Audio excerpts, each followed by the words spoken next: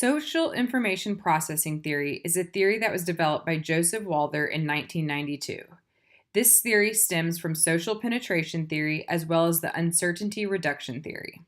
Social information processing theory is all about computer mediated communication, also known as CMC.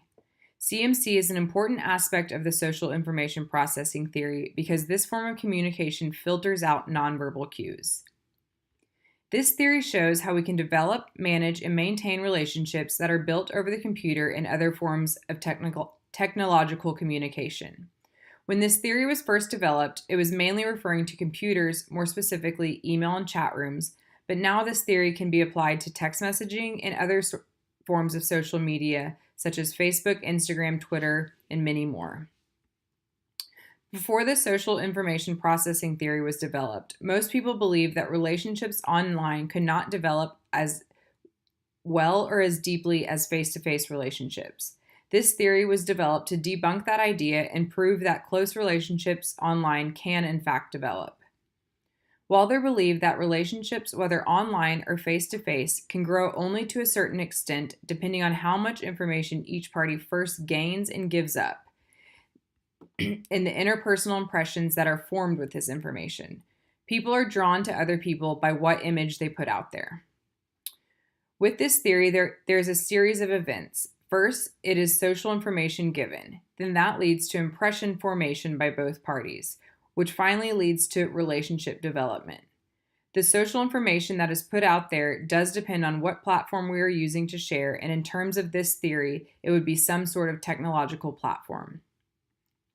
To fully understand this theory, one needs to understand the main concepts behind it in the computer-mediated communication. The first concept is verbal cues.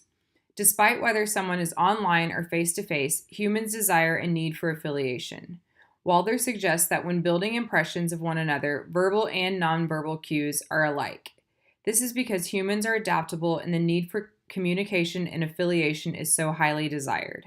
We can adapt whether we're across any cue-limited platform. Through many studies and experiments, Walther realized that people put out the same information and attitudes, whether agreement or dislike, across all forms of communication, whether it be CMC or face-to-face. The second concept is extended time. When communicating via CMC, the exchange time one has to give a message and receive a message is much slower. At first thought, it seems that this would inhibit a relationship from developing on a deeper level. Walther suggests that even though CMC is much slower, these relationships can in fact develop just as deeply and intimately as a face-to-face relationship. The key to this is allowing enough time for this to happen. A message that is spoken in person is received 4 times faster than a message that is communicated through CMC. Yet despite that tardiness, the end result can be the same. Walther compares this to drinking a cup of water with the same amount of water 2 ways. One way is by gulping it down, and the other is by drinking it through a straw. Gulping it down is going to be much faster than drinking it through a straw, yet the end result is the same. The cup of water is empty. Not only does this theory state that relationships built over CMC can develop as fully as face-to-face relationships, but this also suggests that they can develop even more intimately than face-to-face relationships. This is called hyperpersonal perspective. There are 4 elements that make up hyperpersonal perspective. They are first, selective self-presentation, which means we have the opportunity to make and maintain a positive impression when communicating via CMC. Secondly, over-attribution of similarity. This means that we view the messages and information that others are putting out over CMC and idealize or over-attribute the person behind them. We are almost in our mind making them exactly who we want them to be. The third element is communicating on your own time.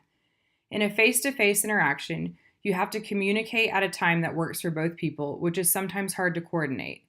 In a CMC interaction, you can send a message when you choose and know that the other person will read and reply at a time that works for them. It takes away the pressure in a sense. The last element of hyperpersonal perspective is the self-fulfilling prophecy.